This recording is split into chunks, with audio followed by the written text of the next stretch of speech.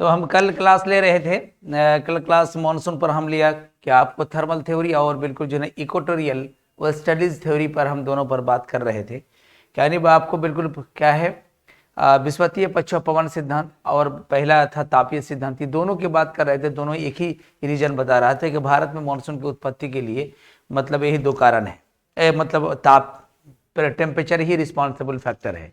लेकिन टेम्परेचर को वो आधार बनाकर ये दोनों जो सिद्धांत दिया है, तो ये सिद्धांत के जो है दोनों को ही भी कंप्लीट रूप से उसकी कुछ कमियां है कि सूरज के उत्तरायण तथा दक्षिणायन का बिल्कुल टाइम फिक्स है कि आपका क्या है कि 21 जून में बिल्कुल कर्क रेखा पर लंबवत चमकेगा। तो कहने का मतलब है कि उसका टाइम फिक्स है, तो मानसून भी फिक्स टाइम में आना चाहिए और फिक्स टाइम में जाना चाहिए। लेकिन ऐसा नहीं होता है, कभी मानसून पहले आ जाता है, कभी बाद में आ जाता है, जिसकी वजह से जो है इस तरह का प्रॉब्लम देखने को मिलता है। अब हम इससे हम बात फिर करेंगे कि आप जो है थोड़ा सा हम इस बात पर हम विचार करेंगे कि बिल्कुल उसके जो तीसरा थ्योरी है जो ज्योग्राफी में जिसको स्वीकारा गया है और वही सबसे अभी लेटेस्ट जो है ना थ्योरी वही है, उसी को ही मान्यता प्राप्त है। तो वो थ्योरी का नाम क्या है? हम वेस्टर्न आपको जाने जेट स्ट्रीम थ्योरी की बात करेंगे। अभी हम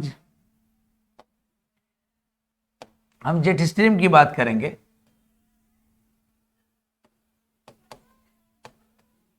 जेट स्ट्रीम थ्योरी की बात करेंगे। जेट स्ट्रीम थ्योरी की बात करेंगे, जिसको देने वाला कौन है? ईस्ट है और कोटेश्वरम है।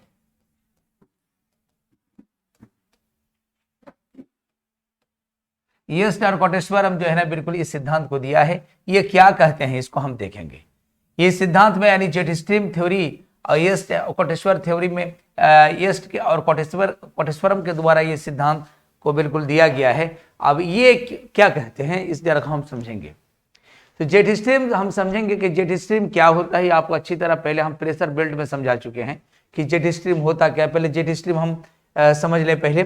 तो जेट स्ट्रीम समझने के लिए आपको अगर बात करते हैं कि ये ग्लोब है, तो ग्लोब है तो यहां पर क्या है 0 डिग्री पर हम इक्वेटर की बात करते हैं। हम यहाँ इक्वेटर की बात करते हैं, 0 डिग्री इक्वेटर है। और ये क्या है?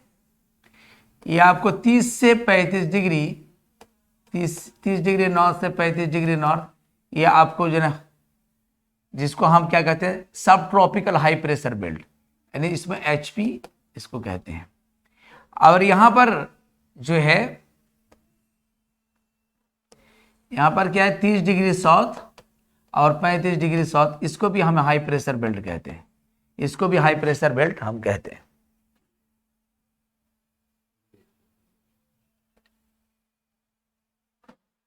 पांच डिग्री नॉर्थ और 5 डिग्री साउथ की बात कर रहे हैं, तो यहाँ LP लो प्रेशर बेल्ट कहते हैं।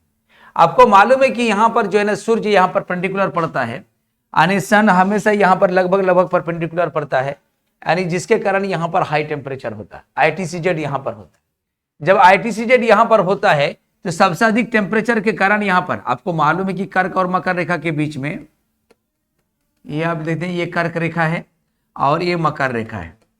तो कर्क मकर रेखा आपको मालूम है कि 23.5 डिग्री नॉर्थ और 23.5 डिग्री साउथ की बात कर रहे थे।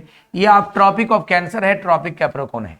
तो आपको मालूम है कि यहां से लेकर आप जो है ना देख रहे हैं कि सूर्य यहां से लेकर यहीं तक ही बिल्कुल जो है ना आना जाना करती है। तो यहां से यहीं के बीच में होता है। 21 जून को यहाँ पर, 22 दिसंबर को यहाँ, और यहाँ पर आपको 21 मार्च और 23 सितंबर को होता है।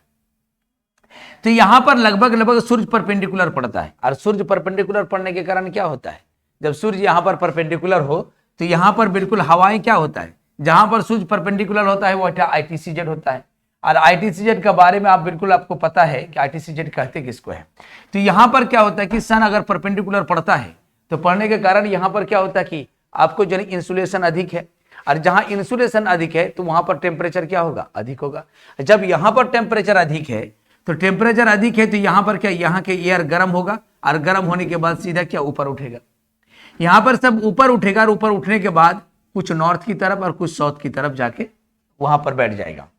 अब यहां पर क्या बात करते हैं कि अगर ये क्या है, ये तो हवा गर्म की वजह से ऊपर उठी, तो क्या आप ईस्ट या वेस्ट की तरफ क्यों नहीं गया? आप ये भी क्वेश्चन आप उठा सकते हैं कि भाई वेस्ट ये ईस्ट की तरफ भी जा सकता है, वेस्ट की तरफ भी जा सकता है, लेकिन नहीं, ये ईस्ट और वेस्ट के डायरेक्शन में नहीं जाएगा, ये बिल्कुल नॉर्थ और साउथ में जाएगा, क्योंकि सभी जगह पर सन परपेंडिकुलर है, तो सभी जगह पर हवाएं गर्म होगी, सभी जगह पर बिल्कुल हवाएं उसको बैठने ही नहीं देगा। जब बैठने ही नहीं देगा तो कहीं तो बैठेगा ना, तो यहां पर इसीलिए वो आगे भी नहीं जा सकता है, यहां पर उठने वाले आप ईस्ट में भी नहीं जा सकता है, वेस्ट में भी नहीं जा सकता है। इसलिए नहीं जा सकते कि ये पूरा ग्लोब के चारों तरफ ही बिल्कुल जो है ना सन परपेंडिकुलर पड़ने के कारण यहां पर सब जगह पर गर्म है, और सभी जगह की हवाएं गर्म होकर ऊपर उठती है, और गर्म होकर जब ऊपर उठती है तो कंप्लीट रूप से वो बैठ नहीं पाता है, तो बैठने के लिए उसको एक नॉर्थ और साउथ ही बचा हुआ है, इसलिए नॉर्थ में बैठते हैं और साउथ। तो आपको मालूम है कि यहां से गर्म हवा ऊपर उठा, ये ऊपर उठ गई, उसके बाद क्या होता है कि उसके बाद नॉर्थ में जाएगी, तो इसी को हम क्या कहते हैं, इसी को ही हम क्या कहते हैं, फिर यहां से ऊपर उठी, फिर आपको जो है ना साउथ की तरफ चलेगी, और जाके इसी डायरेक्शन पे जाके क्या हो जाता है, यहां पर बैठ जाती है। तो इसी को ही हम जेट कहते हैं, इसी को हम गिजेट कहते हैं।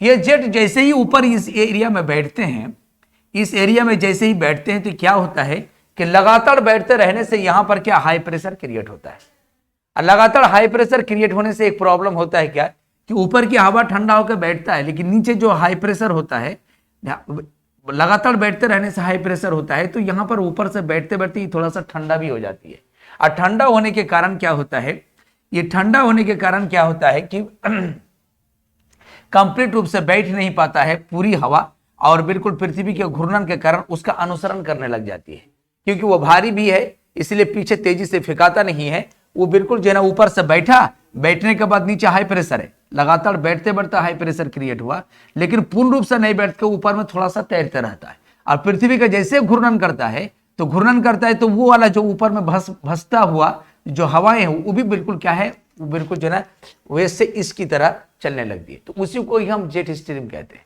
तो ऊपर की हवा है तो ठंडी है, ऊपर से ठंडा होकर बैठते हैं, तो ये वेस्टर्न, ये इसी को पश्चिम से पूरब की तरफ जाती है, इसी कारण इसको हम क्या कहते हैं, वेस्टर्न जेट स्ट्रीम कहते हैं। इसको क्या कहते हैं, पश्चिमी जेट स्ट्रीम कहते हैं, वेस्टर्न जेट स्ट्रीम कहते हैं। तो इसी को हम कौन सा जेट स्ट्रीम कहेंगे, आपको जो सब ट्रॉपिकल जेट स्ट्रीम की बात हम करेंगे, सब ट्रॉपिकल जेट स्ट्रीम की हम बात करेंगे। तो सब ट्रॉपिकल जेट स्ट्रीम हम इसको कहेंगे। तो सब ट्रॉपिकल जेट स्ट्रीम की बात हम करते हैं कि ये इसके ऊपर चलते रहती है, तो इसी में क्या है, ये ठंडी हवा है जो पश्चिम से पूरब की तरफ चलता है, लेकिन हमारे मानसून की उत्पत्ति का जो है ना रीजन जो है आपको जेट स्ट्रीम तो है, लेकिन ईस्टर्न जेट स्ट्रीम की बात करते हैं, ये ईस्टर्न जेट स्ट्रीम है, अरे आप क्या कहेंगे, ये पूर्वी जेट स्ट्रीम की बात करते हैं, पूर्वी जेट स्ट्रीम की बात करते हैं। तो पूर्वी जेट स्ट्रीम क्या होता है हम उसको समझेंगे, इसको अच्छी तरह समझ में आ गया कि जेट स्ट्रीम क्या है। इसी तरह का यहां पर भी होगा, आपको मालूम है कि यहां पर क्या लो प्रेशर बेल्ट है 60 से 65, यहां पर सब पोलर रीजन में, ऊपर में क्या 85 से आपको 90 हाई प्रेशर होता है, तो इसके ऊपर भी यहां से हवाएं उठेगी, उठने के बाद फिर इधर मुड़ेगी, यहां होता है, यहां से उठ के फिर इधर बैठती है, तो यहां पर इसको ये वाला को जो है ये जो बैठती है, तो ये वाला को जो है ना हम क्या है जो ना सब ट्रॉपिकल जेट स्ट्रीम कहते हैं। इसको हम क्या कहते हैं कि बिल्कुल जो है ना टेम्परेट जेट स्ट्रीम, और इसको हम क्या कहते हैं, ये इसको हम अगर कहते हैं कि पोलर जेट स्ट्रीम, ये पोलर के ऊपर, तो पोलर में भी हाई प्रेशर के कारण वहां पर कुछ हवाएं बिल्कुल पश्चिम से पूरब की तरफ इसके ऊपर चलते रहती है। तो जितने भी जेट स्ट्रीम है सब के सब पश्चिम से पूरब की तरफ चलती है, लेकिन आपको जो है यहां पर क्या है कि यहां पर हमारा जो मॉनसून से रिलेटेड इंडिया से जिस जेट स्ट्रीम का संबंध है उसको हम सब ट्रॉपिकल जेट स्ट्रीम की बात हम करेंगे। तो यहां पर सबसे पहले हम बड़े ध्यान से इसको देखिएगा, फिर हम आगे बात करते हैं। तो इसी तरह हम जो ईस्टर्न जेट स्ट्रीम हमारा मॉनसून की उत्पत्ति से जो इससे संबंधित जो भी सिद्धांत है, तो उसमें बिल्कुल जेट स्ट्रीम, जिस जेट स्ट्रीम की बात करते हैं वो पूर्वी जेट स्ट्रीम की बात करते हैं। तो पूर्वी जेट स्ट्रीम हम किसको कहेंगे, तो इसको आपको समझ में आ गया कि कौन सा सब ट्रॉपिकल जेट स्ट्रीम है। और सब ट्रॉपिकल जेट स्ट्रीम का संबंध हमारा लौटता मानसून से, हमारा बिल्कुल जो है ना नॉर्थ ईस्ट मानसून से, साउथ वेस्ट मानसून नहीं, लौटता मानसून जो आपको बिल्कुल जो है ना ठंडी के मौसम में वर्षा करती है। तो आपको बिल्कुल जो है ना शीत लौटता मानसून या शीतकालीन मानसून, जिसको हम कहते हैं लौटता मानसून या शीतकालीन मानसून, जिससे हमारा सिर्फ खाली आपको बिल्कुल आपके तमिलनाडु के बिल्कुल कोस्टल एरिया कोरोमंडल तट में, तमिलनाडु एरिया क्षेत्र में सिर्फ वर्षा होती है। सिर्फ आपको जो है ना वहां पर हम देखेंगे भी क्लियर कैसे करके क्या होता है। तो यहां पर आप अच्छी तरह समझ में आ गया होंगे, जेट स्ट्रीम का कॉन्सेप्ट आपको समझ में आ गया। और उसके बाद हमारा मानसून का संबंध जिस जेट स्ट्रीम से है उसको थोड़ा सा देख लें। चलिए देखते हैं।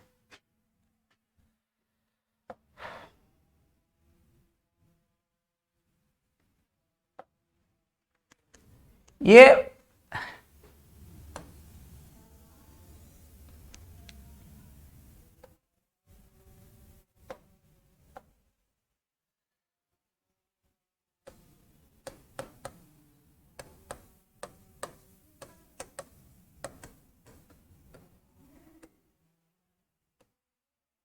यहां पर थोड़ा सा देखिएगा,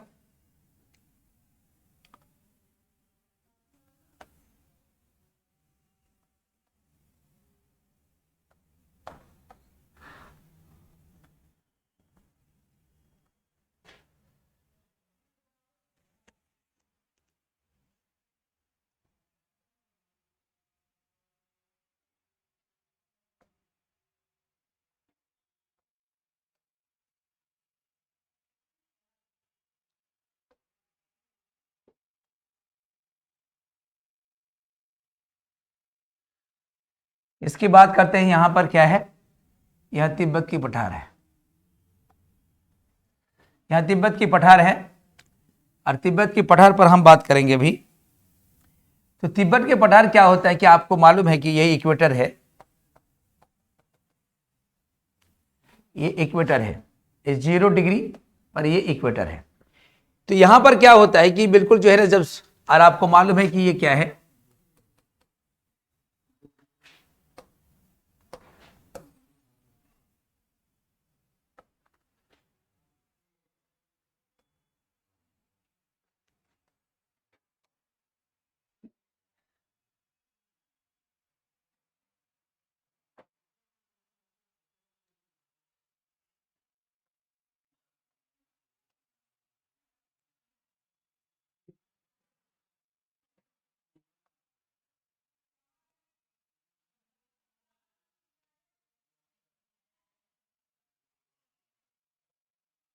यहां पर हम बात करते हैं कि यह तिब्बत की पठार है, यहां पर इक्वेटर है, ये बिल्कुल कर्क रेखा 23.5 डिग्री है, 23.5 डिग्री नॉर्थ की बात करते हैं।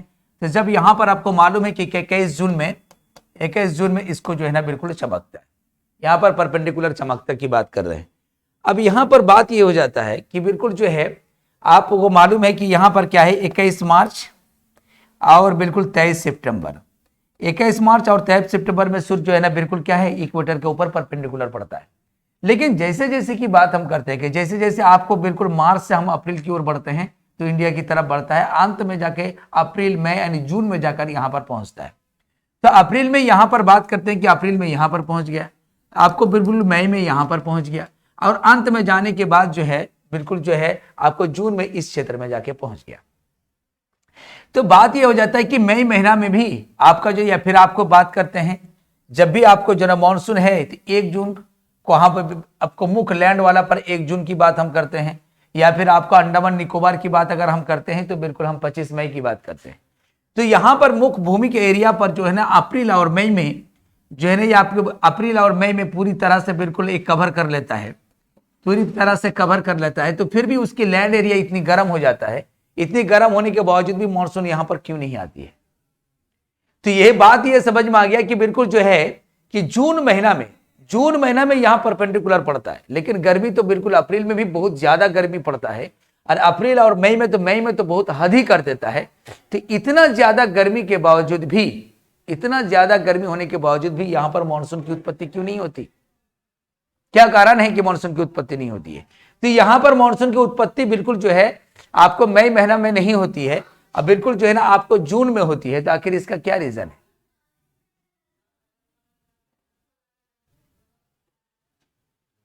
उसका रीजन क्या है? तो यहां पर सबसे पहले हम जानेंगे कि यहां पर क्या होता है कि मई महीने की बात अगर कहते हैं, अप्रैल के महीने की बात करते हैं, तो गर्मी तो बहुत ज्यादा है। तो गर्मी बहुत ज्यादा है तो यहां पर लो प्रेशर तो क्रिएट होगा ही। लेकिन लो प्रेशर क्रिएट होने के बावजूद भी भारत पे मानसून के आगमन नहीं होता। आखिर रीजन क्या होता है कि यहां पर रीजन वही आपको अभी तुरंत आपको बताया था मैंने कि सब ट्रॉपिकल, हम बताए थे अभी कि आपको सब ट्रॉपिकल आपको जो है बिल्कुल जेट स्ट्रीम की बात हम करते हैं। तो सब ट्रॉपिकल जेट स्ट्रीम बिल्कुल क्या होते हैं, यहां पर क्या होता है सब ट्रॉपिकल जेट स्ट्रीम, चूंकि आपको मालूम है इससे पहले हम प्रेशर बेल्ट में पढ़ा चुके हैं कि बिल्कुल आपका जो सूरज का उत्तरायण हो या दक्षिणायन हो, दोनों क्रम में क्या होता है कि नॉर्थ हेमिस्फीयर या साउथ हेमिस्फीयर में, अगर नॉर्थ हेमिस्फीयर में अगर सन पहुंचती है तो सभी प्रकार के प्रेशर बेल्ट नॉर्थ की तरफ खिसकते हैं। ऐसा नहीं होता है कि यहां पर अगर 30 है, ये 35 पर सब ट्रॉपिकल हाई प्रेशर बेल्ट है और ये बिल्कुल जो है ना 60 से 65 आपको जो है ना बिल्कुल सब पोलर बेल्ट है, ये आपको पोलर बेल्ट कहते हैं। तो यहां पर क्या कहते हैं कि जैसे सूरज का उत्तरायण होगा ये कर्क रेखा पर आते हैं, ये नॉर्मल है कि जब इक्वेटर पे अगर एक जो है ना सन अगर परपेंडिकुलर है तो फिर यहां पर क्या होता है कि बिल्कुल एक नॉर्मल प्रेशर बेल्ट है। लेकिन सूरज का उत्तरायण होगा तो सभी उत्तर की ओर खिसकेगा, और जब दक्षिणायन होता है सूरज तो सभी दक्षिण की तरफ खिसकेगा। तो इसके ऊपर में चलने वाली हवा भी क्या है, दक्षिण की तरफ खिसक जाएगा। तो ये आपको ठंडी के मौसम में क्या होता है, तो ठंडी का मौसम में, गर्मी के मौसम में क्या होता है, ठंडी का मौसम में ये प्रेशर बेल्ट नीचे खिसक जाने के कारण ये जो आपको हवाएं चलती है, ये हवाएं जो चलती है बिल्कुल इस हवा को जो है ना आप जेट स्ट्रीम कहते हैं। तो ये ठंडी हवा है, ये ठंडी हवा है तो बिल्कुल क्या होता है कि आपको बिल्कुल शिवालिक पर्वतीय क्षेत्र के एकदम बिल्कुल क्या हो जाता है, पूरा नॉर्थ इंडिया के ऊपर आ जाता है। तो ये बिल्कुल दो भागों में, चूंकि यहां पर क्या होता है तिब्बत के पठारा इसको पार नहीं कर पाता, तो इसके एक शाखा नॉर्थ की तरफ और एक शाखा साउथ की तरफ मुड़ जाता है। और साउथ की तरफ जो है ना ये वेस्टर्न जेट स्ट्रीम जिसको हम कहते हैं सब ट्रॉपिकल जेट स्ट्रीम, जो ठंडी हवा है, और ठंडी हवा के कारण जो है ना बिल्कुल आपको कहां पर अप्रैल मई तक जो है ना बिल्कुल उसकी प्रभाव क्या हो जाता है, उसके दक्षिण की तरफ बिल्कुल बहुत अधिक प्रभाव है। आपको मालूम है कि बिल्कुल क्या है कि जेट स्ट्रीम चलते हैं, आपको मुख्य रूप से जेट स्ट्रीम कहां से चलते हैं, 20 यानी आपको 35 से लेकर आपको 20 डिग्री अक्षांश के बीच। तो 35 से लेकर यानी आपको सूरज का जब दक्षिणायन होता है तो 20 डिग्री अक्षांश के बीच आ जाता है, और 20 डिग्री अक्षांश आप समझ रहे हैं कि वो नॉर्थ इंडिया में आ जाता है। आपको जो लिखे बिल्कुल क्या है 20 डिग्री अक्षांश कितना हो जाता है, ये पूरा आपको 23.5 डिग्री पर ये आपको ये है, और ये 20 डिग्री तक ये चलने लगती है। इसका मतलब पूरा इंडिया के ऊपर जो है ना पूरा नॉर्थ इंडिया को पूरा कवर कर लेता है।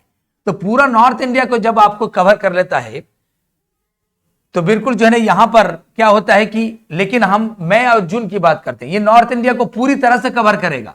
लेकिन बात हो जाता है कि जब सूरज का उत्तरायण होता है तो अप्रैल मई में, ये तो कंप्लीट जब दिसंबर महीना में है तो पूरे उत्तर भारत को कवर करेगा।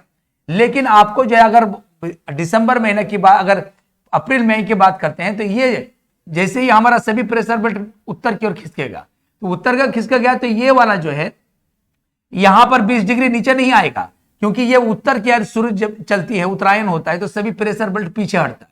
तो पीछे हटने के कारण क्या करेगा, ये 20 डिग्री से धीरे धीरे हटते हटते वो 25 डिग्री तक पहुंच जाएगा।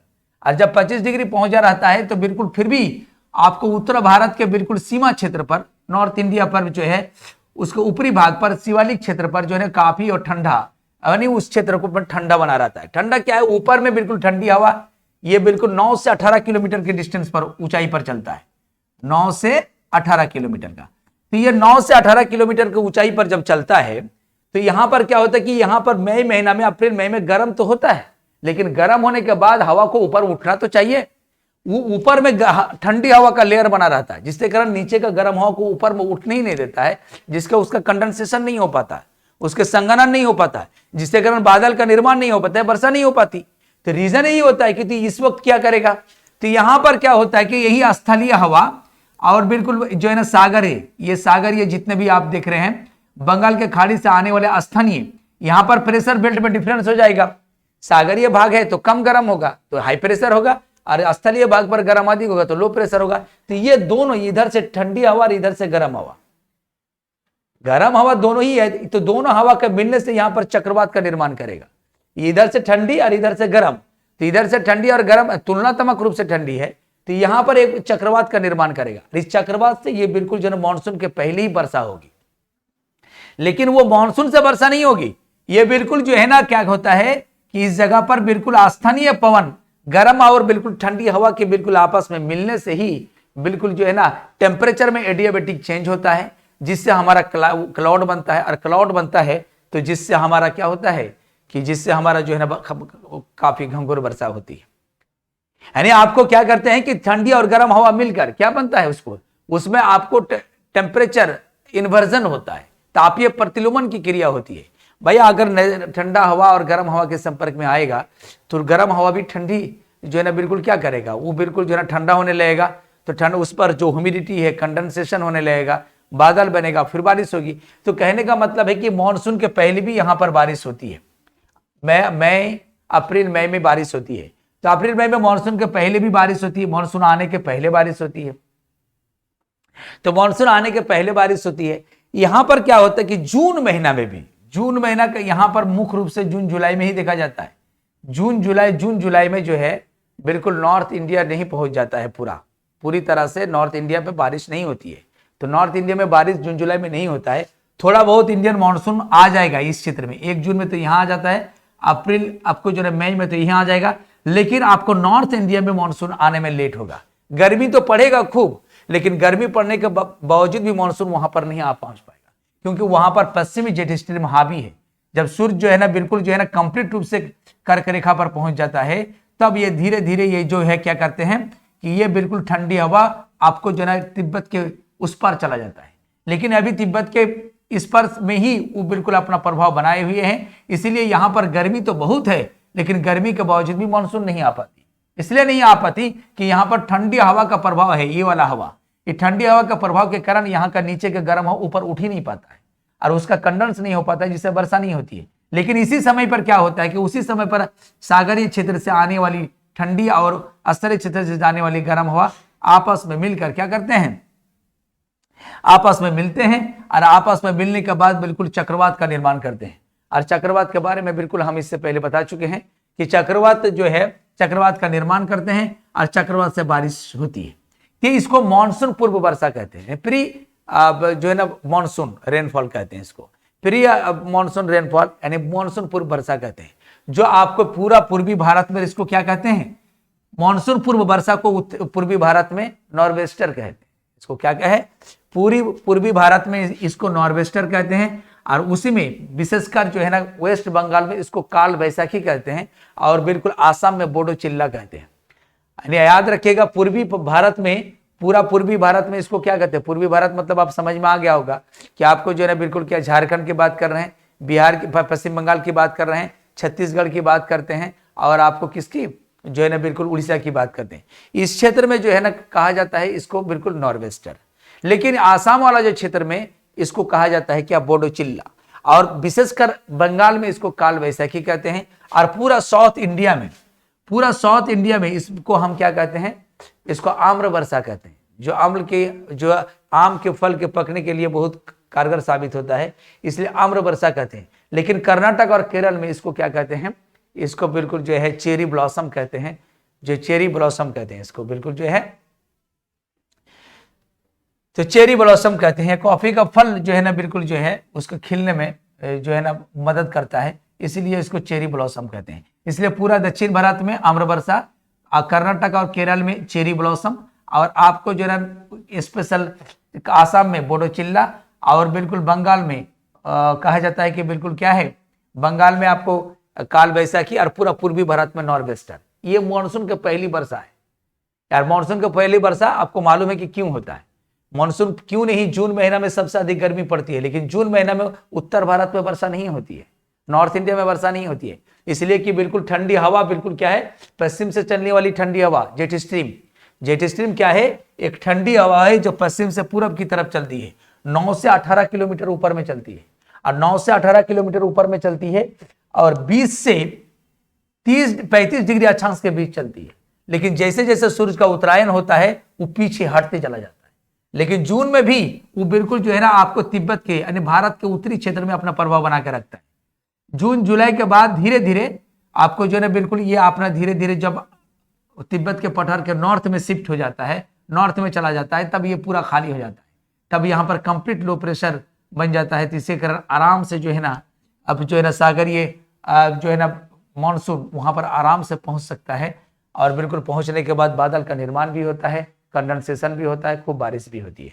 तो फिर हम इसकी बात हम करेंगे कि बिल्कुल हम बात कर रहे थे कि जून महीना सबसे अधिक गर्म है, जून जुलाई, लेकिन फिर भी उत्तर भारत में वर्षा नहीं होती है, क्यों? तो ये आपने समझ गया बहुत अच्छी तरह से। और फिर यहां पर हम बात करते हैं कि आखिर भारत के मानसून के उत्पत्ति के लिए जो है आपको जो रिस्पॉन्सिबल फैक्टर है ईस्टर्न जेट स्ट्रीम। अब ईस्टर्न जेट स्ट्रीम को थोड़ा समझेंगे। ईस्टर्न तो वेस्टर्न जेट स्ट्रीम क्या है, कैसे निर्माण होता है, हम समझा चुके। वेस्टर्न जेट स्ट्रीम 20 से 35 डिग्री अक्षांश के बीच में आपको बिल्कुल 9 से 18 किलोमीटर की ऊंचाई पर पश्चिम से बिल्कुल पूरब की तरफ चलती है, और वो एक ठंडी हवा है। और ठंडी हवा ही भारत में प्रभाव बने रहने के कारण जो है ना बिल्कुल जून जुलाई में वर्षा नहीं होती है मानसून से, और बिल्कुल उससे पहले कुछ स्थानीय ठंडी और गर्म हवाओं के मेल से चक्रवात से वर्षा होती है, जिसे प्री मानसून रेनफॉल कहते हैं, जो मानसून पूर्व वर्षा कहते हैं, जिसको अलग अलग नाम से जाना जाता है, अभी तुरंत मैंने बताया। अब यहां पर हम बात करते हैं कि अब भारत में ग्रीष्म ऋतु में मानसून की उत्पत्ति के लिए कैसे जो है ना eastern jet stream responsible factor है। आखिर ईस्टर्न जेट स्ट्रीम क्या है, पहले उसको अच्छी तरह समझेंगे। चलिए हम बात करते हैं। ईस्टर्न जेट स्ट्रीम की बात हम करते हैं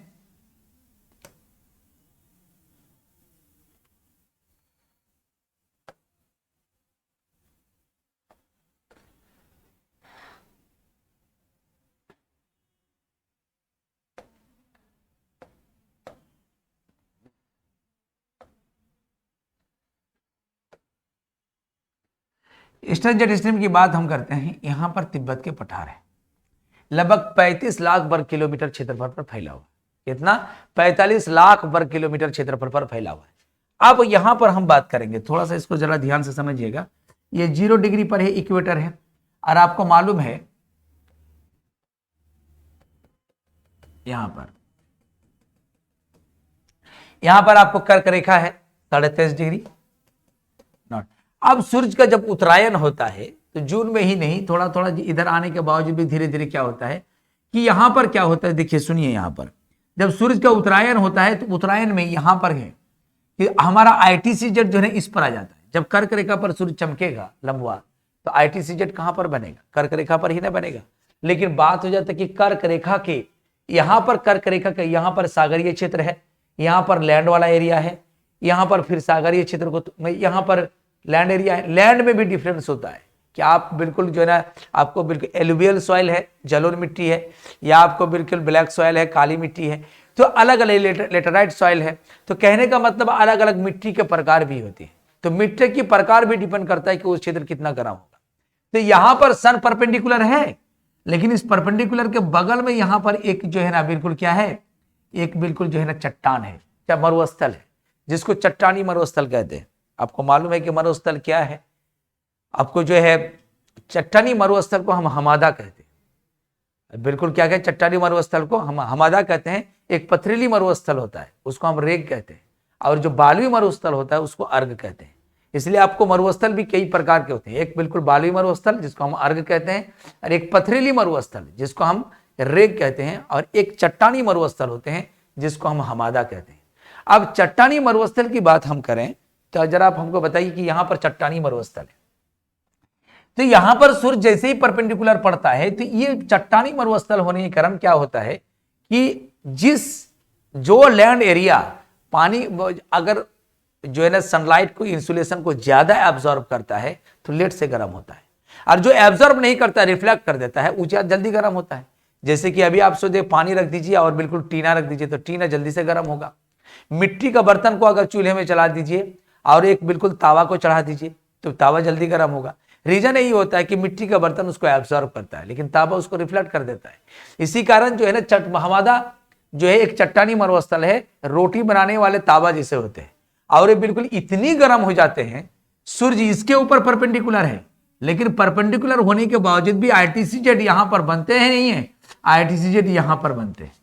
सबसे अधिक बिल्कुल गर्म एक तिब्बत का पठार हो जाता है, और जब तिब्बत का पठार होता है, कौन कहता है ये आपको येस्ट और कोटेश्वरम कहता है कि जब सूर्य का उत्तरायण होता है तो उसका ITCZ कर्क रेखा के ऊपर ना होकर सीधा तिब्बत के पठार के ऊपर होता है। सबसे अधिक टेम्परेचर वहीं पर होता है। तो यहां पर क्या होता है कि यहां की हवा क्या होता है, यहां की हवा ऊपर उठने लगता है, गर्म होके ऊपर उठेगा। यहां से गर्म होके क्या होगा, ऊपर उठेगा, यहां गर्म होके ऊपर उठेगा। ये ऊपर उठेगा।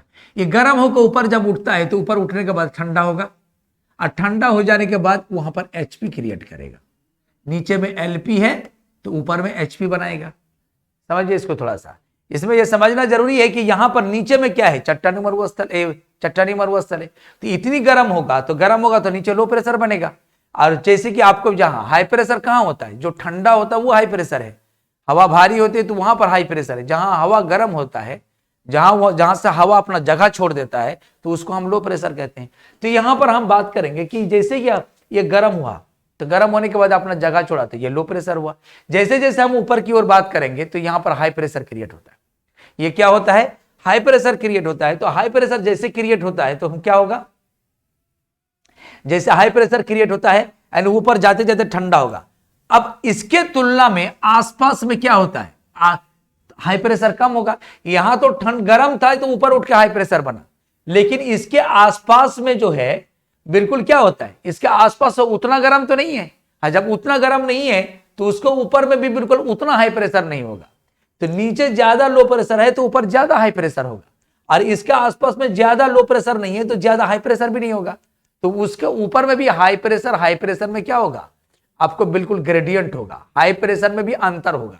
इसके ऊपर हाई प्रेशर अधिक होगा लेकिन आसपास में हाई प्रेशर तो होगा लेकिन कम होगा।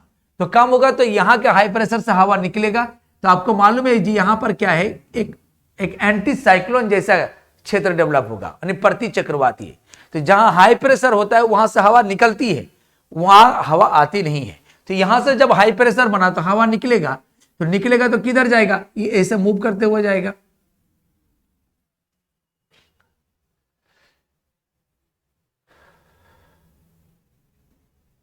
यहां से निकलता हुआ मूव करता हुआ जाएगा। तो आपको ये प्रति चक्रवाती स्थिति है ना, और प्रति चक्रवात की स्थिति में हवा घड़ी के सुई के अनुकूल होता है, जबकि चक्रवात में घड़ी के सुई के प्रतिकूल होता है, एंटी क्लॉक वाइज होता है।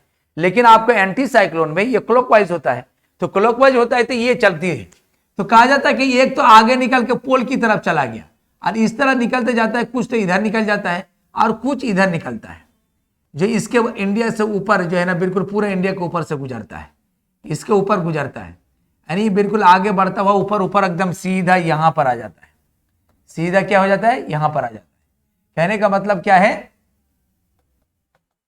यहां पर जितने भी यानी हवा चलते चलते कहां पर आ जाते हैं, ये आपको बिल्कुल जो है इस जगह पर पहुंच जाते हैं। यहां पर पहुंचते हैं बिल्कुल क्या है, यहां पर हवाएं चलती है तो एक शाखा तो नॉर्थ पोल की तरफ, अगर इधर वाला चल रहा है तो कुछ इधर भी निकल रहा है, तो उससे हमको क्या मतलब। लेकिन जहां पर बिल्कुल मूव करते हुए इस क्षेत्र में भारत के ऊपर से ही ये गुजरता हुआ बिल्कुल अरब सागर में पहुंचता है। ये अरबियन सी में पड़ता है, अरबियन सी में, अरबियन सागर, अरब सागर में पहुंच जाता है। जब अरब सागर में पहुंच जाता है तो वहां से ऊपर आते आते, चूंकि ये भारत के ऊपर से ही आता है, तो भारत का जब ऊपर से ही आएगा, इंडिया के ऊपर से आने के बाद जो है ना, चूंकि ऊपर में गर्म हवा है, और गर्म हवा के कारण क्या होता है कि ऊपर में लो प्रेशर क्रिएट कर देता है ये, तो उधर से आता है तो नीचे का हवाएं जो है तेजी से और ऊपर निकल जाता है, और ऊपर निकल जाता है, जिसके कारण नीचे और लो प्रेशर, ज्यादा लो प्रेशर क्रिएट होता है। तो ऊपर में आता आता धीरे धीरे ठंडा होता है, और ठंडा होने के बाद अरब सागर में, अरे भाई ऊपर से चलने लगेगा तो वहां पर से चलने लगेगा तो कभी चलते चलते ठंडा तो होगा ना। तो जैसे वो अरब सागर पहुंचते पहुंचते पूरी तरह ठंडा हो जाता है, और ठंडा हो जाने के बाद यहां पर बैठ जाता है। यार यहां पर बैठने के बाद क्या हो जाता है, यहां पर बैठने के ठंडा होने के बाद हाई प्रेशर क्रिएट करता है। ठंडा होकर बैठा तो हाई प्रेशर क्रिएट हो गया, और हाई प्रेशर से, अब हाई प्रेशर में यहां पर हाई प्रेशर क्रिएट हो जाने से यह हाई प्रेशर से यहां लो प्रेशर है, तो अब क्या होगा, यह हाई प्रेशर से लो प्रेशर की तरफ नीचे नीचे हवा चलने लगेगी। ये ऊपर वाला है, अब ये नीचे नीचे हवा चलने लगेगी। आपको मालूम है कि नीचे यहां भी लो प्रेशर है, और यहां भी लो प्रेशर है, यहां भी लो प्रेशर है। ये सब अपना चलते रहेगी, यहां पर चलते चलते इसको पास भी करेगी, इधर भी चलती है हवा, या कुछ नीचे नीचे करते करते इधर ही निकल जाएगा। तो कहने का मतलब कि ये निकलता हुआ फिर यहां पर, चूंकि इसके लैंड वाला एरिया है, तो घूमते हुआ फिर इधर प्रवेश करता है, फिर इधर प्रवेश करता है, फिर इधर प्रवेश करता है। कहने का मतलब क्या है, आपको समझिए। यहां पर क्या होता है कि यहां पर जो है ना, हाई प्रेशर जैसे ही बना, इतना जानिए, यहां से जैसे कि हवाएं ऊपर में जाके हाई प्रेशर क्रिएट किया, तो हाई प्रेशर यहां से ऊपर जाने के बाद जो हाई प्रेशर बनाया तो उतनी ठंडा नहीं हुआ, क्योंकि उतनी ठंडा नहीं हुआ, क्योंकि अभी भी जो है ना वो हमारा एयर जो है सब ट्रॉपिकल रीजन में ही है, हमारा जो है ना ट्रॉपिकल रीजन में ही है। तो इसके कारण जो यहाँ सब, तो यहाँ पर जो है ना हवा जैसे ही वो आपको जो है ना कंप्लीट रूप से वो हवा मूव करता हुआ, चूंकि हाई प्रेशर से हवा निकलती है, हाई प्रेशर की तरफ तो आती नहीं, यहाँ से हवा निकलेगा, तो बिल्कुल उत्तरी गोलार्ध में हवा जहां से निकलती है अपने दाएं ओर मुड़ती है, तो यहां से निकलती है बाहर की ओर निकलती है, तो दाएं ओर मुड़ता हुआ एक शाखा चला जाता है पोल की तरफ, और दूसरी शाखा आ जाती है बिल्कुल भारत के ऊपर से होती है अरब सागर में। और अरब सागर को पहुंचते पहुंचते यह पूरी तरह ठंडा हो जाता है, और ठंडा जैसे हो जाता है तो यहाँ पर हाई प्रेशर ठंडा होने के बाद नीचे बैठने लगता है, और बैठने के बाद उच्च दाब क्रिएट होता है, हाई प्रेशर होता है। तो उच्च दाब क्रिएट होने से यहाँ पर क्या लो प्रेशर है, तो उच्च दाब से फिर लो प्रेशर की तरफ हवाएं चलने लगती है। तो हवाएं चलने लगती है तो यहाँ पर क्या है, यहाँ पर एक बहुत बड़ा पर्वत है जिसको वेस्टर्न घाट माउंटेन कहते हैं। तो वेस्टर्न घाट माउंटेन में जैसे ही हवाएं बिल्कुल जो है बिल्कुल ये सागरीय क्षेत्र से जैसे गुजरता हुआ लैंड एरिया में जाता है, तो यहाँ रास्ता में बिल्कुल सागरीय क्षेत्र है, तो हवा के द्वारा सागरीय क्षेत्र से पानी एब्जॉर्ब करता है, ह्यूमिडिटी एब्जॉर्ब करता है, और जब ह्यूमिडिटी एब्जॉर्ब करता हुआ जाता है इस माउंटेन के पास जैसे ही पहुंचता है, तो माउंटेन के ऊपर उसको चढ़ना होता है। और जैसे जैसे माउंटेन के ऊपर चढ़ेगा, तो आपको मालूम है कि माउंटेन के ऊपर जैसे जैसे चढ़ेगा तो रिलेटिव ह्यूमिडिटी सापेक्षिक आर्द्रता बढ़ता जाएगा। क्योंकि सापेक्षिक आर्द्रता बढ़ता क्यों जाएगा, इससे पहले हम समझा चुके हैं कि ऊपर जाने से तापमान कम होगा, ऊपर जैसे जैसे हवा चलेगी तो बिल्कुल आपको मालूम है कि धरातल से ऊपर जाने के बाद टेम्परेचर में कमी होती है, ये इसका डिस्कशन हम कर चुके हैं। जैसे टेम्परेचर की कमी होती है, और कमी के कारण क्या होता है कि बिल्कुल जो है ना हवा के एब्जॉर्ब करने की क्षमता घटती है, और जितना ही पानी पहले से होता है, पहले के जितना परसेंट था, अगर 1 केजी पानी एब्जॉर्ब करने की क्षमता है हवा में, गर्म हवा में, तो जैसे जैसे ऊपर जाता है तो उसकी तापमान में कमी आता है, तो थोड़ा सा ठंडा हो जाएगा। और जैसे थोड़ा ठंडी होती है तो उसका पानी एब्जॉर्ब करने की कैपेसिटी घट जाता है, और पानी एब्जॉर्ब करने की कैपेसिटी घटेगा तो उतना ही पानी उसका परसेंटेज को क्या कर देगा, बढ़ा देगा। इसीलिए कहते हैं कि पहाड़ के ऊपर जैसे जैसे चढ़ता है तापमान की कमी कारण उसका सापेक्षिक आर्द्रता बढ़ता जाता है, और सापेक्षिक आर्द्रता जैसे ही 100% पहुंचता है तो बारिश होने लगती है। तो इसी कारण होता है, मैं यही बताया था कि ये अगर माउंटेन है, इस माउंटेन में अगर कोई हवाएं यहां पर टकराती है तो हवा बिल्कुल इस पर क्या है, इसके ऊपर चढ़ेगा, तो चढ़ेगा तो जैसे ही आपको पहाड़ के ऊपर चढ़ेगा तो तापमान में क्या होगा, कमी आएगी, और तापमान में जैसे ही कमी आएगा तो क्या होगा कि उसके रिलेटिव ह्यूमिडिटी जो है ना, एब्सोल्यूट ह्यूमिडिटी उतना ही रहेगा लेकिन रिलेटिव ह्यूमिडिटी बढ़ेगा, निरपेक्ष आर्द्रता उतना ही रहेगा लेकिन सापेक्षिक आर्द्रता का प्रतिशत बढ़ जाएगा। तो वहां पर जाते जाते उसकी सापेक्षिक आर्द्रता 100% के करीब पहुंच के इस क्षेत्र में खूब घंघोर वर्षा करेगा। तो यहाँ पर बारिश कर देती है तो खूब बारिश होती है।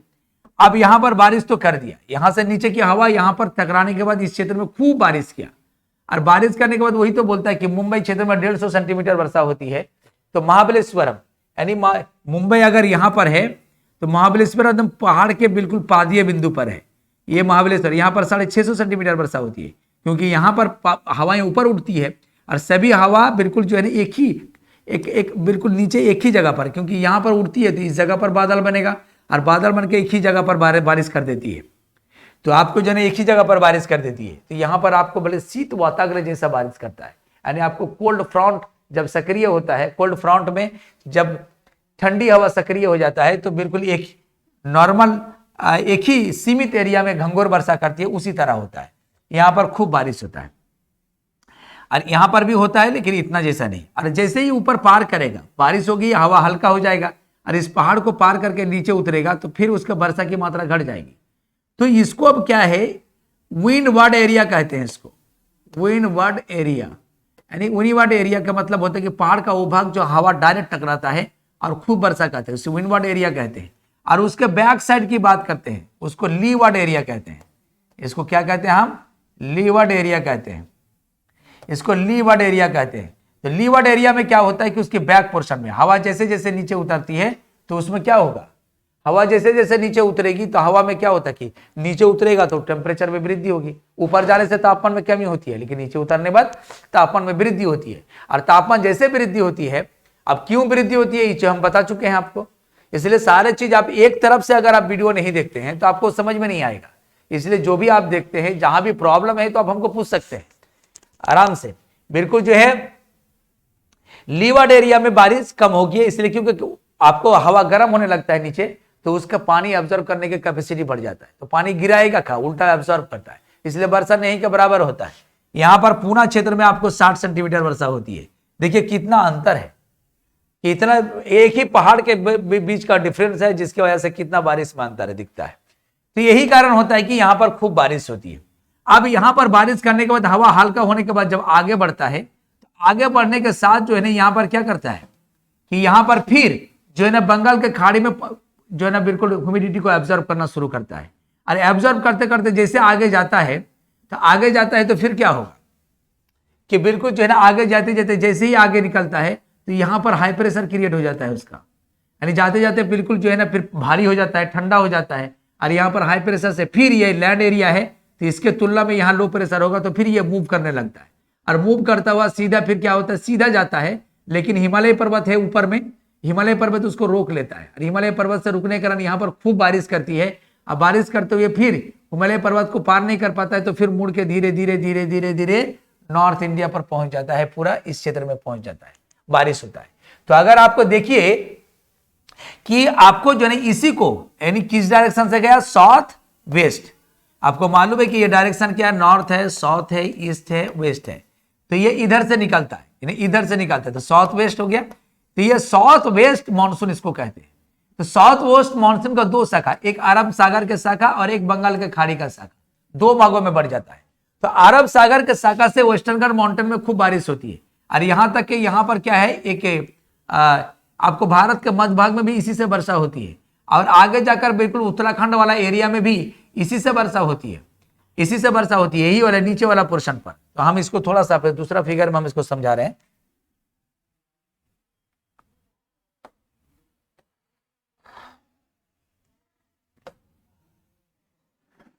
इसकी बात हम अगर करते हैं, यहां पर थोड़ा सा बात है, यहां पर हम एक बात करते हैं।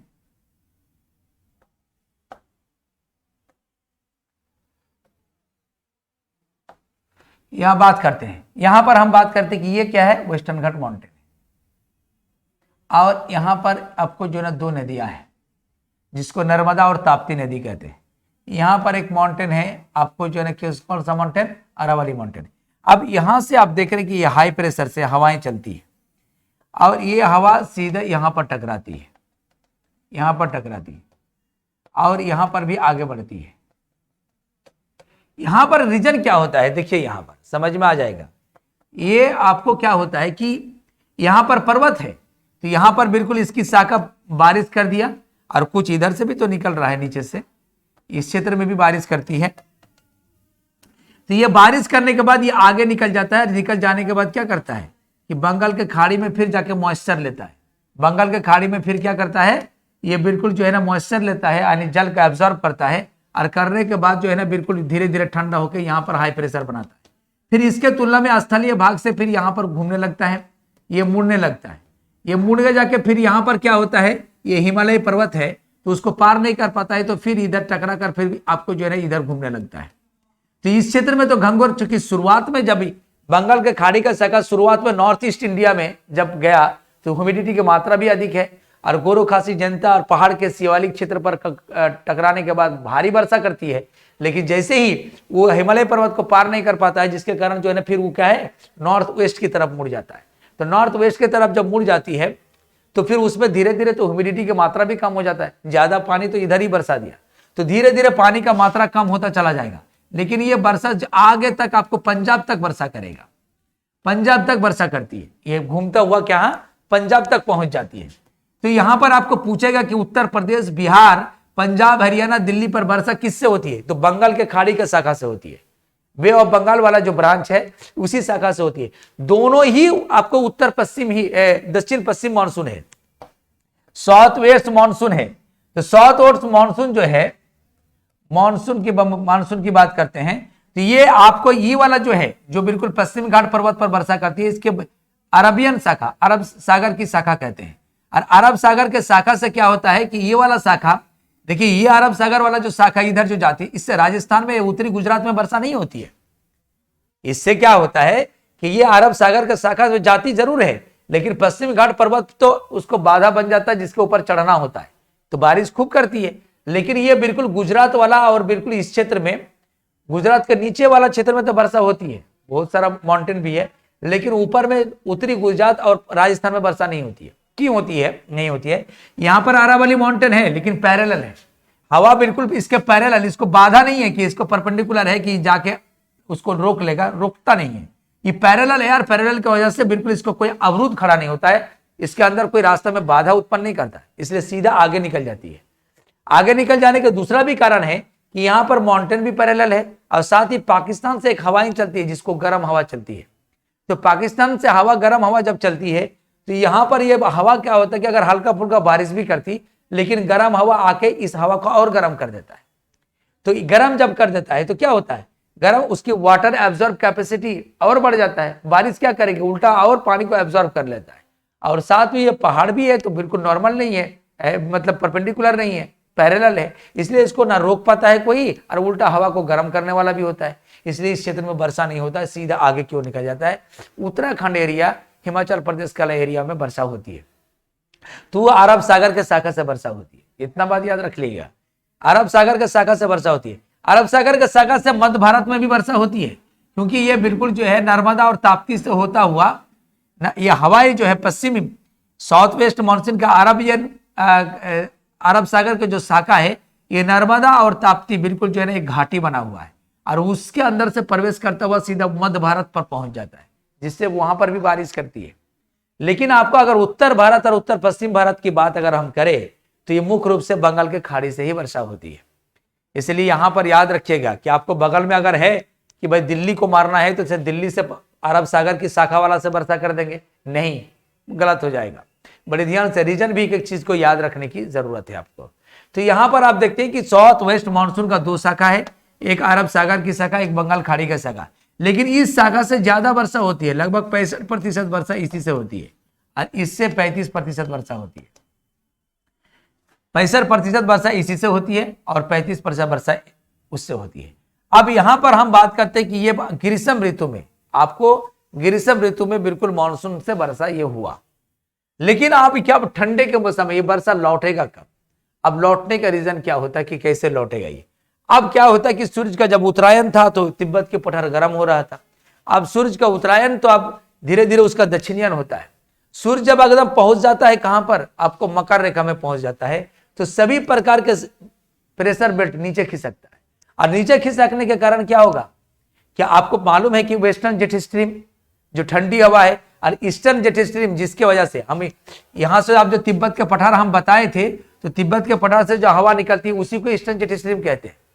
यानी आपको जो मैंने बताया था अभी अभी अभी कुछ देर पहले आपको बताया कि ये आपके तिब्बत की पठार है, तो इससे गर्म होने के बाद जो हवाएं यहाँ पर हाई प्रेशर बनता है, यहाँ से हवा निकलती है और बिल्कुल जब एक ऊपर चला जाता है, इसके ऊपर से सब गुजर के नीचे भारत की तरफ, ये अरब सागर की तरफ आती है, तो ये पूरब की तरफ से पश्चिम की तरफ आती है, यानी इधर पूरब है इधर पश्चिम है, इसी को ही ईस्टर्न जेट स्ट्रीम कहते हैं, इसी को। तो ईस्टर्न जेट स्ट्रीम जो होता है ये गर्म हवा है, और जबकि पश्चिमी jet stream, western jet stream, या हम सब ट्रॉपिकल जेट स्ट्रीम जो कहते हैं उसको ठंडी हवा कहेंगे।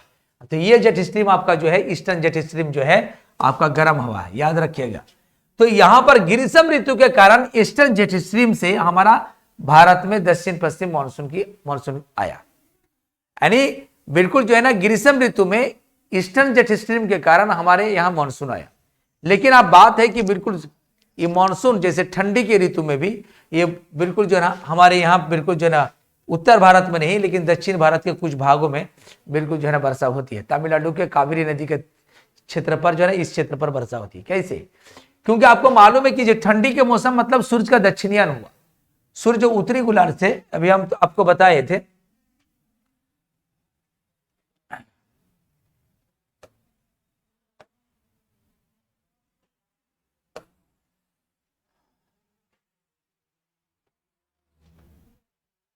यहां पर हम बात कर रहे थे थोड़ा सा,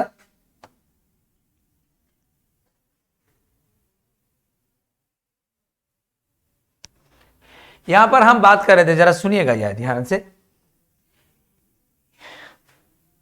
यहां पर हम कह रहे थे कि अगर प्रेशर बेल्ट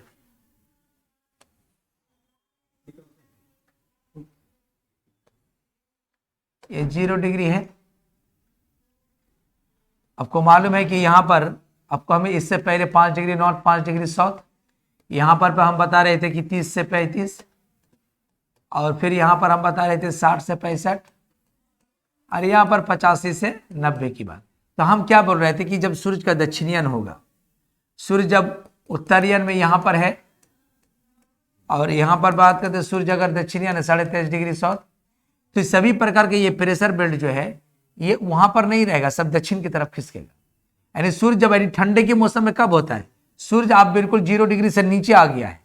आपको दिसंबर महीना में आप देखिएगा, नवंबर दिसंबर महीना में, 22 दिसंबर में कर्क रेखा के ऊपर सूर्य आ जाता है 22 दिसंबर में।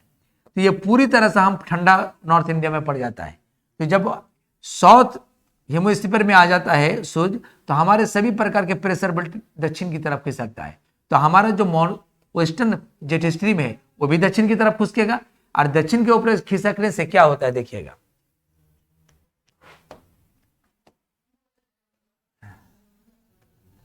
दक्षिण की तरफ खिसकने से क्या होता है देखिए। अब यहां पर पहले अब क्या होता है, यहां पर हम बात करते हैं जब पश्चिम से चलने वाली जेट स्ट्रीम क्या है, ये तिब्बत के पठार है, और तिब्बत के पठार के टकराने के बाद एक भाग ऊपर चला गया, और यहां पर पूरा ये नॉर्थ इंडिया में क्या होता है, ये पूरा घेर लेता है। तो यहां पर ठंडी हवा के कारण क्या होता है, नवंबर दिसंबर में यहां पर हाई प्रेशर क्रिएट हो जाता है, कोल्ड हवा के कारण, ये पश्चिमी जेट स्ट्रीम के कारण। ये वेस्टर्न जेट स्ट्रीम है,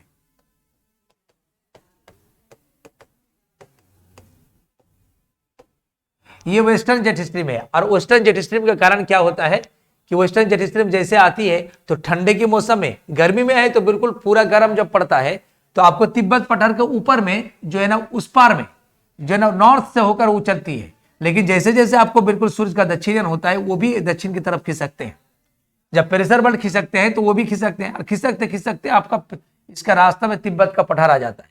तो तिब्बत का पठार जब आ जाता है तो यहाँ हाई प्रेशर हो जाता है, और ये जब यहाँ पर पूरा नॉर्थ वेस्ट इंडिया में हाई प्रेशर बन गया, इसके तुलना में बंगाल के खाड़ी में लो प्रेशर होगा। क्यों कि सूर्य दक्षिणायन है तो इसके नजदीक में पड़ता है ना, और ये तो उसका दूर में पड़ता है, तो ये गर्म अधिक होगा, और जब गर्म होता है तो लो प्रेशर बनता है, और इसके तुलना में यहाँ पर क्या दूर होता है, और ठंडी हवा का प्रभाव सबसे अधिक यहीं पर है, जिसके कारण यह हाई प्रेशर बनेगा। तो हाई प्रेशर से बिल्कुल हवाएं चलने लगती है, हाई प्रेशर से क्या करेगा, यहाँ पर हवाएं चलने लगती है। तो हवा हाई प्रेशर से हवा चलने लगेगी तो क्या हो जाएगा,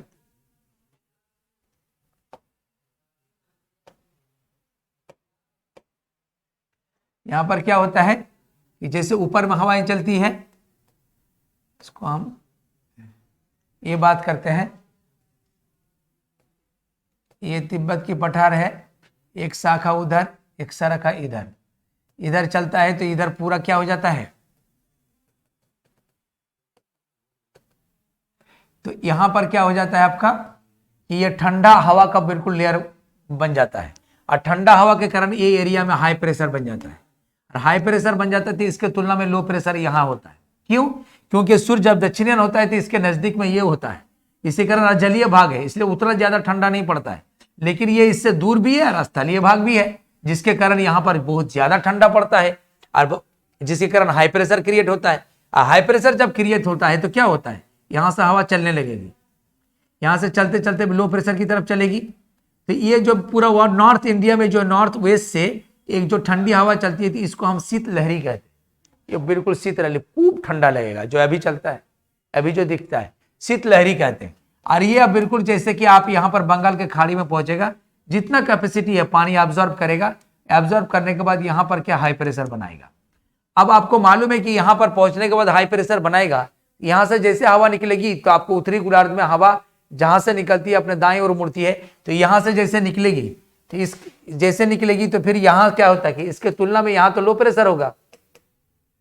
क्यों लो प्रेशर होगा कि यहां पर इक्वेटर है और सूर्य अगर यहां पर है तो सूर्य इसके तुलना में यहां नजदीक पड़ता है, तो नजदीक पड़ता है तो ये ज्यादा गर्म होगा ना इससे, तो ये ज्यादा गर्म होगा क्योंकि ये सूर्य ये इसके नजदीक, हमने कहा कि ये इसके तुलना में ये नजदीक में था तो ये गर्म था, तो यहां पर लो प्रेशर था तो हाई प्रेशर से लो प्रेशर आया।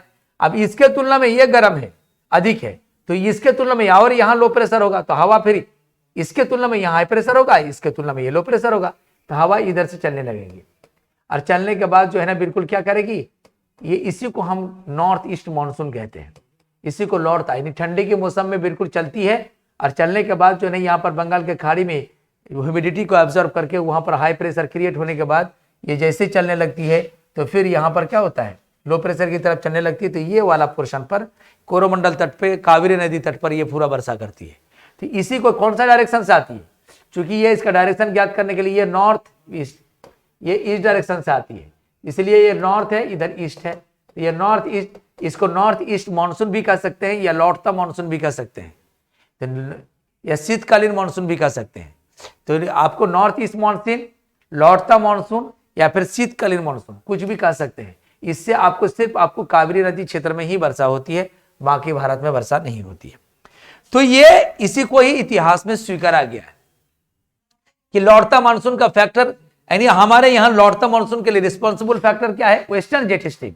लेकिन आपके यहां जैसे ग्रीष्म ऋतु के लिए जो मानसून का लिए फैक्टर है, वो आपको ग्रीष्म ऋतु में आपको मालूम है कि ये वाला ऊपर में हाई प्रेशर यहां से निकलती है, यहां से निकलती है, यहां से ये वाला जो ऊपर में जाके और ऊपर में आने के बाद आपको जो है इसके ऊपर में जाके बिल्कुल पानी ऑब्जर्व करके यहाँ हाई प्रेशर बनाता है। तो ये वाला हवा को हम ईस्टर्न जेट स्ट्रीम कहते हैं, ईस्टर्न जेट स्ट्रीम, क्योंकि ईस्टर्न जेट ईस्ट से वेस्ट की तरफ आता है और ये वेस्ट से ईस्ट की तरफ जाता है, वेस्टर्न जेट स्ट्रीम इसको कहते हैं। तो वेस्टर्न जेट स्ट्रीम ठंडा है, ईस्टर्न जेट स्ट्रीम गर्म है।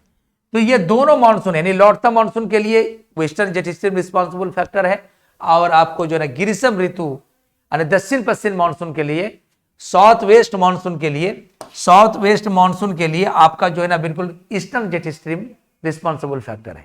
तो ये आप जानिए कि आपको नॉर्थ ईस्ट मानसून के लिए कौन, वेस्टर्न जेट स्ट्रीम, और साउथ वेस्ट मानसून के लिए eastern jet stream. South west monsoon को ग्रीष्म ऋतु का मानसून कहते हैं और नॉर्थ ईस्ट मानसून को हम शीतकालीन मानसून कहते हैं। इसीलिए जो है ना यहां पर आपको ये भारत में इस प्रकार के मानसून से वर्षा होती है।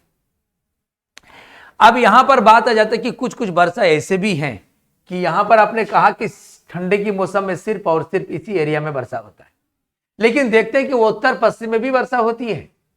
आपको बिल्कुल उत्तर पश्चिम की बात करते हैं, जैसे कि आप हिमाचल प्रदेश, जम्मू कश्मीर, पंजाब, हरियाणा, इस सब क्षेत्र में भी वर्षा होती है। लगभग 5 सेंटीमीटर वर्षा होती है, यानी 5 सेंटीमीटर का लगभग वर्षा। उसका क्या रीजन है कि भाई ग्रीष्म ऋतु में भी, शीत ऋतु में भी भारत के उत्तर पश्चिम में वर्षा होती है। यहां तो मैंने देख लिया कि वेस्टर्न जेट स्ट्रीम तो रिस्पॉन्सिबल फैक्टर नहीं है, उसके लिए तो इस एरिया में वर्षा नहीं होगी, बिल्कुल इसी एरिया में होगी। क्यों होगी कि यहां पर कोई ह्यूमिडिटी रास्ता में है ही नहीं कि ऑब्जर्व करके जो है ना वर्षा करे। तो फिर इधर वर्षा कहां से होगी, वो वर्षा कहां से आएगा। यहां पर बिल्कुल ये यहां पर दूसरा फैक्टर है, यहां पर हम देखेंगे वो फैक्टर क्या है। इसको अच्छी तरह समझ गए होंगे आप। अब हम आगे बात करते हैं।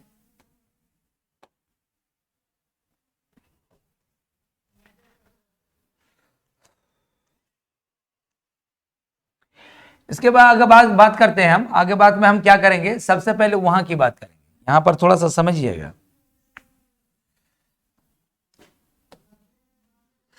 थोड़ा सा इसको हम अलग से समझते हैं। जैसे कि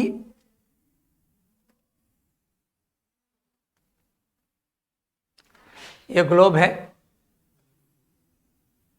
ये 0 डिग्री है,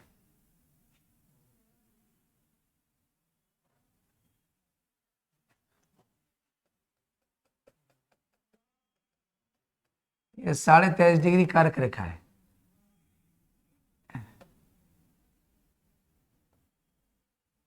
यहां पर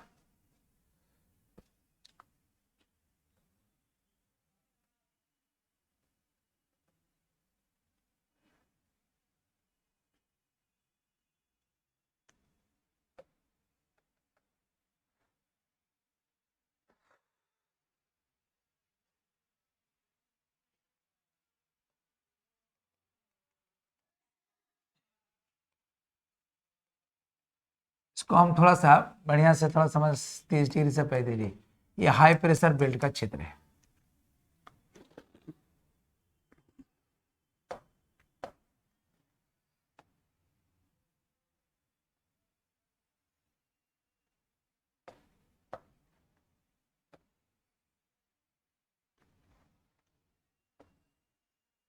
यहां पर थोड़ा सा समझिएगा, यहां पर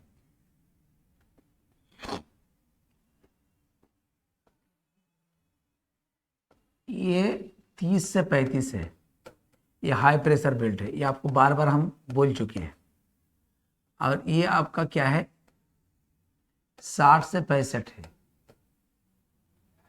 ये लो प्रेशर है। और यहाँ से क्या होता है, 80 से 85 से 90 है, यह हाई प्रेशर बेल्ट। तो आपको मालूम है कि यहाँ से हवाएं जो आती है, यहाँ से ठंडा हवाएं आती है इस जगह पे, और इधर से गर्म हवाएं चलती है, और ये सब मिलने के बाद जो है यहाँ पर एक चक्रवात बनाता है, जिसको यानी इस एरिया में अगर चक्रवात बनता है, आपको इस एरिया में 30 से लेकर 5 डिग्री के बीच में, यानी इस एरिया में होता है, तो ट्रॉपिकल साइक्लोन कहते हैं हम, शीतोष्णकटिबंधीय चक्रवात। हम इस पर क्लास लेंगे कंप्लीट रूप से, यहाँ पर आप समझिए। तो शीतोष्ण चक्रवात यानी उष्णकटिबंधीय चक्रवात, जिसे ट्रॉपिकल साइक्लोन कहते हैं, वो केवल जो है ना इसी एरिया में बनेगा। मुख्य रूप से 23.5 डिग्री नॉर्थ और 23.5 डिग्री साउथ के बीच में बनेगा। लेकिन बात यह हो जाती है कि 0 डिग्री पर तो नहीं बनेगा, 5 डिग्री से 30 डिग्री के बीच बनता है, या 5 डिग्री से 23.5 डिग्री के बीच मुख्य रूप से बनता है। यहाँ पे नीचे भी 5 डिग्री से, क्योंकि बीच में 5 डिग्री के बीच में इसके ऊपर नहीं बनेगा कि यहाँ पर बिल्कुल जो है, यहाँ पर हवाएं आपस में डायरेक्ट टकराते नहीं है। तो वहां पर क्या होता है कि हवाएं बिल्कुल एक दूसरे का पैरेलल चलने लगती है, जिससे कारण जो है ना टकराए, तभी ना चक्रवात बने। यह नहीं बन पाता है। अब ये क्यों नहीं बन पाता है, इसको हम आगे बात करेंगे। काफी जो है ना, मैं इसको चूंकि इसमें काफी लंबा हो जाएगा, तो इतना समझिए कि हम उष्णकटिबंधीय चक्रवात इस एरिया में बनता है, और आपको शीतोष्णकटिबंधीय चक्रवात टेम्परेट साइक्लोन इस एरिया में बनता है। तो यहां पर तो चक्रवात बन गया। लेकिन जब सूर्य का दक्षिणायन होता है, यानी सूर्य जब दक्षिण पे, आप जो है यहां पर ना रहकर सूर्य अगर दक्षिणी इसके ऊपर आ जाता है, तो धीरे धीरे हमारा ये वाला पोर्शन जो है, ये हमारा जो इस बात की करते हैं, टेम्परेट साइक्लोन की जो बात हम करते हैं, तो हमारा जो है ना यहाँ पर की बात कर रहे हैं, ये आपको इंडिया है, इंडिया की बात करते हैं, तो ये इंडिया वाला पोर्शन है। तो इंडिया वाला पोर्शन है, जब सभी प्रकार के प्रेशर बेल्ट दक्षिण की तरफ खिसकेगा, तो दक्षिण की तरफ खिसकने के बाद जो है क्या होता है, ये जो साइक्लोन है नीचे चला जाएगा। तो ये लगभग कहां पर आ जाता है, ये लगभग 30 के करीब है। ये बिल्कुल जो है सभी प्रकार के प्रेशर बेल्ट के दक्षिण की ओर खिसकने से ये हमारा भी ये अब साइक्लोन वाला जो क्षेत्र है, इस साइक्लोन भी नीचे की ओर उतर जाता है। और साइक्लोन जब नीचे की ओर उतरता है, यहां पर इसी के एकदम पूरा सट जाता है, तो फिर ये क्या है, आपको मालूम है कि ये वेस्टर्न साइक्लोन, जैसी साइक्लोन आपको बिल्कुल कहां पर, ये सब ट्रॉपिकल वाले एरिया में पूरी तरह से आ जाता है। तो यहां पर सब ट्रॉपिकल एरिया, ये जो हाई प्रेशर बेल्ट है, ये दक्षिण की ओर खिसकेगा, और उसके जगह पर ये सभी प्रकार का प्रेशर बेल्ट दक्षिण खिसकेगा। और जब सभी प्रकार का प्रेशर बेल्ट दक्षिण खिसकता है, तो ये हमारा जो टेम्परेचर साइक्लोन है, तो साइक्लोन भी दक्षिण की तरफ खिसकेगा, और खिसकने के बाद यहां आ जाता है। और ये टेम्परेट साइक्लोन पश्चिम पवन के प्रभाव में पश्चिम से पूरब की तरफ चलती है। तो पश्चिम से पूरब की तरफ चलती है, तो ये हवाएं, ये बिल्कुल जो है, ये आपको दो तरह का, ये वेस्टर्न जेट स्ट्रीम के भी प्रभाव में आ सकता है, और आपको जो है ना बिल्कुल क्या है, ये टेम्परेट साइक्लोन जो है आपको जो है ना बिल्कुल किसमें, आपको वेस्टर्लीज के प्रभाव में आ जाता है। ये दोनों के प्रभाव में आ जाने के बाद जो है ना बिल्कुल जो है ना, ये धीरे धीरे यहां पर पहुंचता है, और पहुंचने के बाद भारत के उत्तर पश्चिमी इस क्षेत्र में वर्षा करती है, क्योंकि इसके दिशा ही पश्चिम से पूरब की तरफ, वेस्ट से ईस्ट की तरफ होता है। अब वेस्ट से ईस्ट की तरफ आएगा, तो आज यहां पर आखिर क्यों आएगा, यहां पर जो बनता है, क्योंकि जब आपको प्रेशर बेल्ट दक्षिण के खिसकता है, तो ये साइक्लोन जो है ये कंप्लीट रूप से मेडिटेरियन सी के ऊपर बनता है। और मेडिटेरियन, यहां पर मेडिटेरियन सी है, और मेडिटेरियन सी के ऊपर जैसे ही बनता है, तो मेडिटेरियन सी की वजह से वहां पर ह्यूमिडिटी आ जाता है। यहां पर साइक्लोन बनेगा, साइक्लोन आपको मुख्य रूप से बनता किसमें है, साइक्लोन आपको जलीय क्षेत्र में ही बनता है, आकर वाटर बॉडी पर ही साइक्लोन बनता है। क्योंकि वाटर बॉडी में क्यों बनता है, पानी जलीय सतह पर ही साइक्लोन बनता है, स्थलीय क्षेत्र में नहीं, क्योंकि लेटेंट हीट जो होता है, गुप्त उष्मा, बिल्कुल पानी से ही उसको मिलता है, पानी के अभाव से ही मिलता है। इसीलिए स्थलीय भाग जाते जाते वो बिल्कुल कमजोर पड़ जाता है, धीरे धीरे समाप्त हो जाता है। तो ये क्या होता है कि दक्षिण की तरफ जैसे खिसकता है, तो आपको मेडिटेरियन सी में आकर बिल्कुल जो है ना, ये पश्चिम पवन और ऊपर के आने वाले ध्रुवीय पवन आकर साइक्लोन बना लिया। ये टेम्परेट साइक्लोन इस जगह पर बना लेता है। और टेम्परेट साइक्लोन बनाने के बाद ये पश्चिमी आपको वेस्टर्लीज, या फिर आपको बिल्कुल वेस्टर्न जेट स्ट्रीम के प्रभाव में आकर, या फिर पश्चिम पवन के प्रभाव में आकर सीधा ये बिल्कुल यहां पर पहुंच जाता है। तो बिल्कुल आपको शीतोष्ण चक्रवात का पश्चिमी पवन या पश्चिम पवन के प्रभाव में आना, या वेस्टर्न जेट स्ट्रीम का प्रभाव आना बिल्कुल पश्चिमी विक्षोभ कहलाता है, वेस्टर्न डिस्टर्बेंस कहलाता है।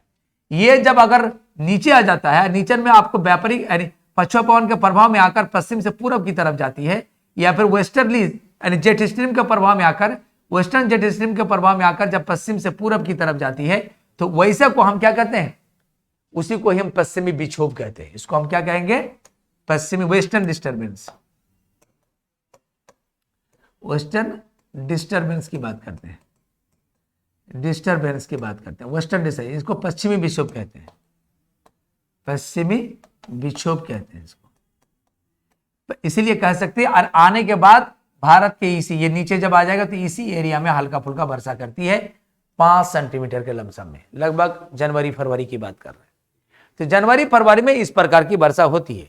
तो आपको कह सकते हैं कि शीतकाल में, ठंडी की मौसम में भारत के उत्तर पश्चिम में वर्षा होती है, कम ही सही, लेकिन कुछ क्षेत्र में जैसे पंजाब है, कश्मीर है, और बिल्कुल हरियाणा के कुछ क्षेत्र में, पश्चिमी उत्तर प्रदेश का भी कुछ क्षेत्र में वर्षा होती है, 5 सेंटीमीटर के करीब वर्षा होती है। तो ऐसा वर्षा के लिए रिस्पॉन्सिबल फैक्टर पश्चिमी विक्षोभ है। और पश्चिमी विक्षोभ किसे कहते हैं, जब शीतोष्ण चक्रवात, शीतोष्ण कटिबंधीय चक्रवात यानी टेम्परेट साइक्लोन जब पछुआ पवन या वेस्टर्लीज या फिर जेट स्ट्रीम के प्रभाव में आ जाता है और पश्चिम से पूरब की ओर चलने लगती है, तो उसी को ही पश्चिमी विक्षोभ कहते हैं, इसी को ईस्टर्न डिस्टर्बेंस कहते हैं। और उसी की वजह से ये वर्षा होती है। शायद यहां पर अगर मेडिटेरियन सी पर अगर इस प्रकार के साइक्लोन नहीं बनता तो फिर ये वर्षा नहीं होती। मेडिटेरियन सी की वजह से ही आपके उत्तर पश्चिम में हल्का फुल्का बारिश ठंडे के मौसम भी होता है। तो इस प्रकार आपने देख लिया, आपको 3 कंडीशन आपने देखा कि क्या पर देखा आपने कि सबसे पहले आपने देखा कि बारिश जो होती है, तो बारिश के लिए रिस्पॉन्सिबल फैक्टर के बारे में सब कुछ आप जान गए कि किस प्रकार बारिश होती है। तो बारिश में आप देख लिए हैं कि बारिश में कि बिल्कुल शीत ग्रीष्म ऋतु में ईस्टर्न जेट स्ट्रीम में वर्षा, ईस्टर्न जेट स्ट्रीम के कारण आपको देखा कि आपको जो ना आपको अब वार्म सीजन में, पहला आपने देखा कि वार्म सीजन में, गर्मी के मौसम में, वार्म सीजन में क्या होता है, गर्मी के मौसम में जो वर्षा होती है ईस्टर्न जेट स्ट्रीम से, ईस्टर्न जेट स्ट्रीम से। और दूसरा में अगर शीतकाल में यानी कोल्ड सीजन में, कोल्ड सीजन में कि या फिर आपको विंटर सीजन में, कोल्ड सीजन बोले या विंटर सीजन बोलिए, विंटर सीजन में जो वर्षा होती है वो आपको किससे होता है, आपका western jet stream responsible factor है, वेस्टर्न जेट स्ट्रीम से। और फिर आपको जो तीसरा नंबर की जो बात करती है कि बिल्कुल जो है ना आपको ठंडी के मौसम में नॉर्थ वेस्ट में जो वर्षा होती है, जो ठंडी के मौसम में नॉर्थ वेस्ट में वर्षा, नॉर्थ वेस्ट में रेनफॉल जो होता है, वर्षा जो होता है, रेन ठंडी की ऋतु में या कोल्ड सीजन में, ठंडा के ऋतु में, ठंडा के ऋतु में, तो उसमें क्या है, वेस्टर्न डिस्टर्बेंस, पश्चिमी विक्षोभ, वेस्टर्न डिस्टर्बेंस की बात कर रहे हैं, यानी पश्चिमी विक्षोभ की बात करते हैं, यानी क्या कहते हैं, पश्चिमी विक्षोभ कहते हैं। तो इस प्रकार आप अच्छी तरह समझ गए हैं कि भारत में मानसून के लिए किस किस एरिया में किस किस के कारण वर्षा होती है। अब हम इस पर वर्षा के क्षेत्र पर हम बात करेंगे, किस एरिया में कौन सा किस पर वर्षा होती है, इसको हम देखेंगे। तो इसके आज हम इतना ही, अब फिर जो है हम आगे फिर हम नेक्स्ट क्लास लेंगे, पूरे एरिया को हम जानेंगे, फिर कौन कौन सा एरिया में कितनी वर्षा होगी उसको फिर देखेंगे। बस इतना ही आज। कैसा नमस्कार, कैसे हैं?